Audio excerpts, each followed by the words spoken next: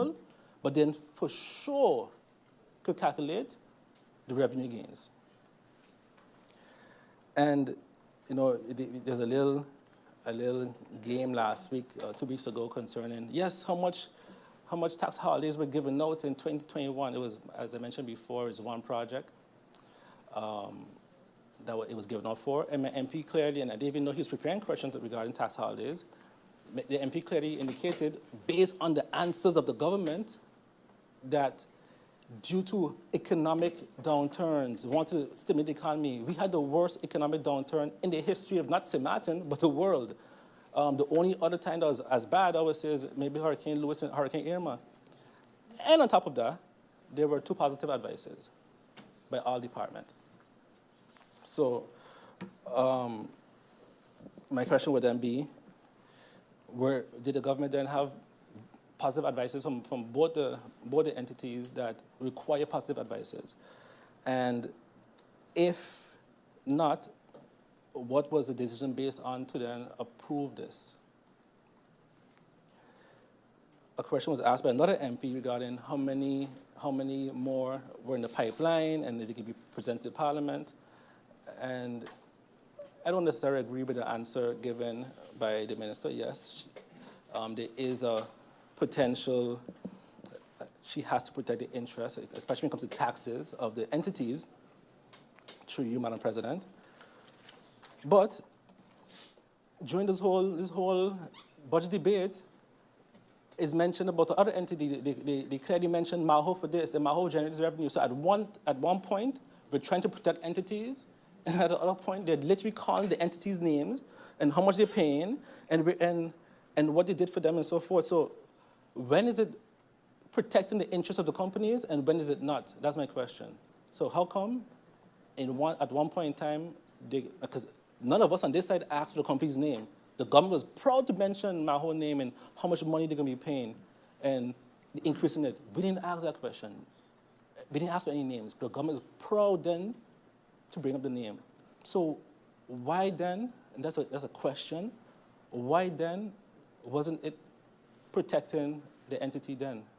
Especially when it was unprovoked, it was not triggered by us as members of Parliament.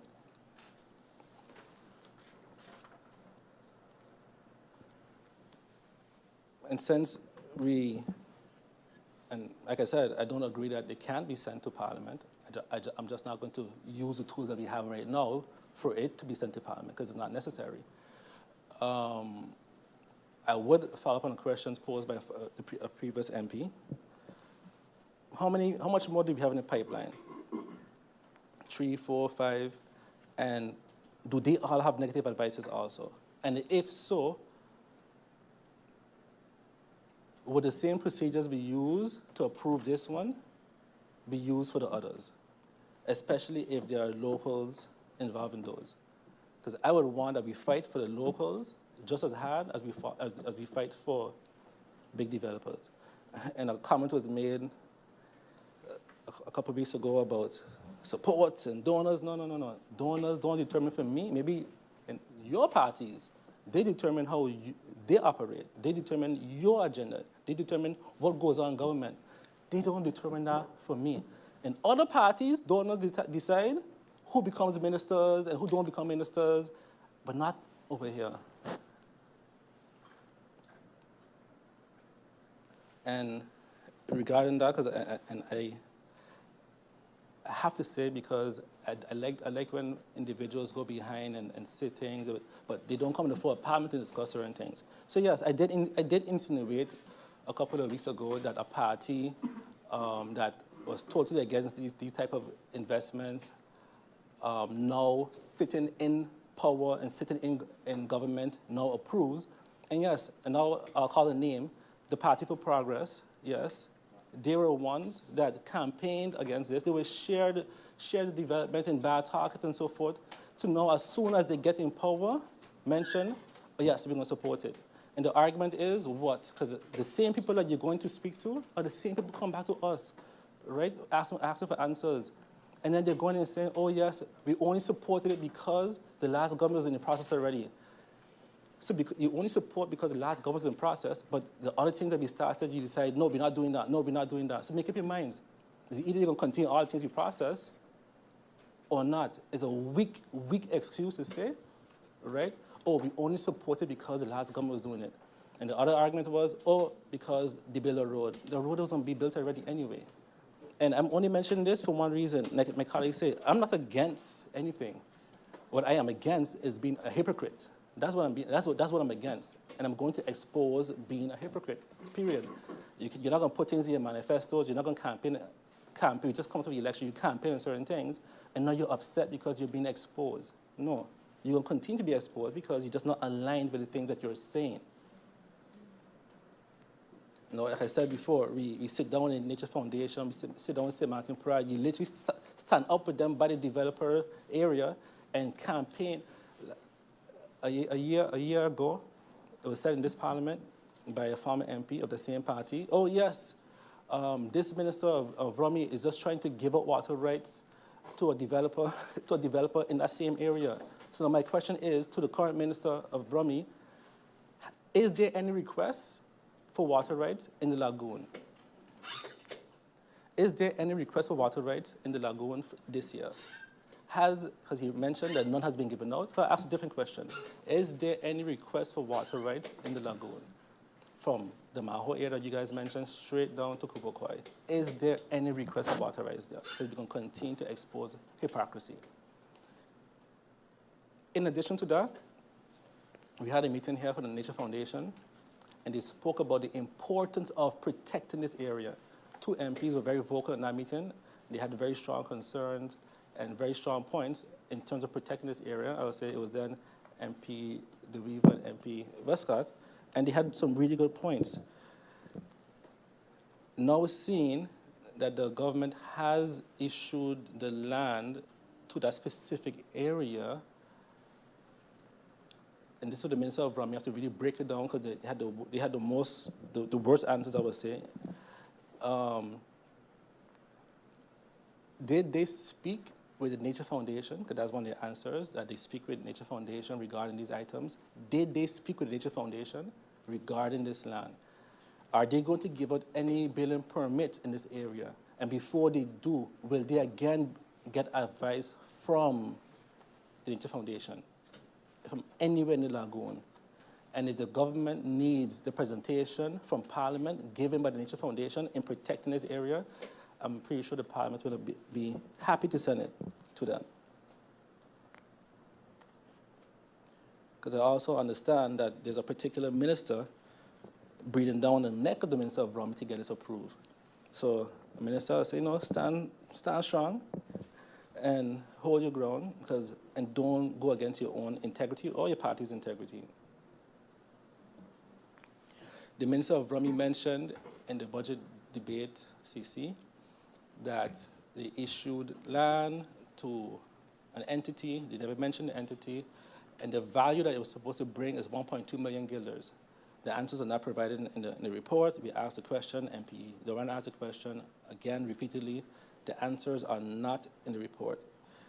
We also asked for the Minister of Rum to confirm with the Ministry of Finance if this money that's supposed to be generated, the 1.2 million guilders, if it's in the budget, if that has been budgeted for this year or not, because then I will see it's an error. So again, I would like to know the 1.2 million that the Minister of Rummy mentioned. He said that there was an intent in the past, not an issuance, an intent in the past, and the current government, because of that intent, issued the land.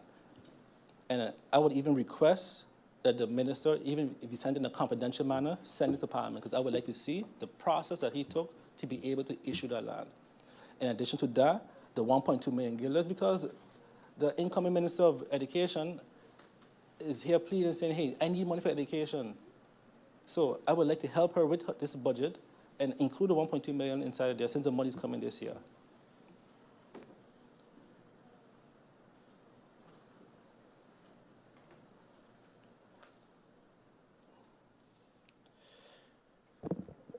Madam Chair, Madam President, the minister also requested the minister to be clear on the roads project.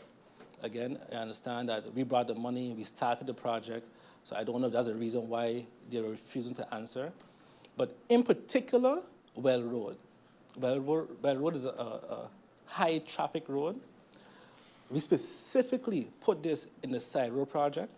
The question was asked by MP Duran, I believe also myself.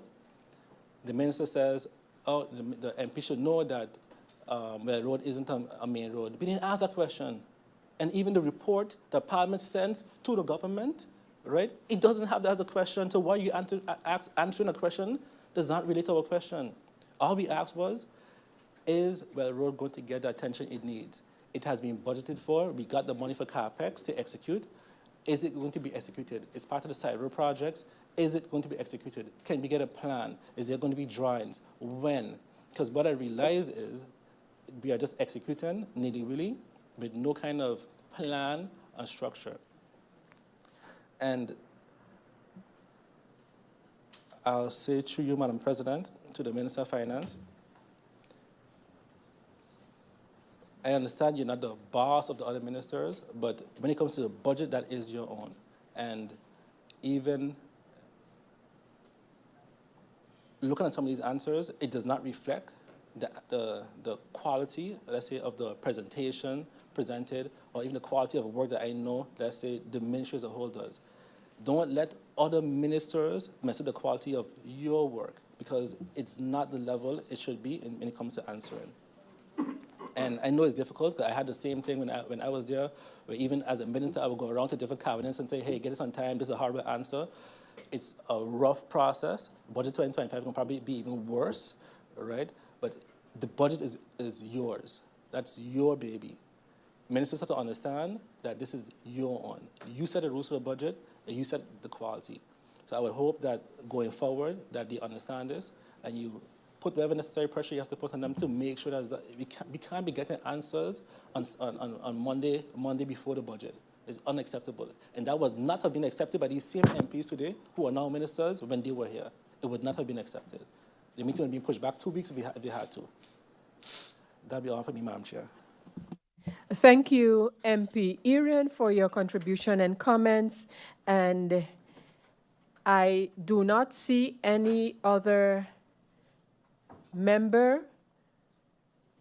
So we go over to, unless MP Otley is getting up to sign the speaker's list, which is a requirement for public meetings.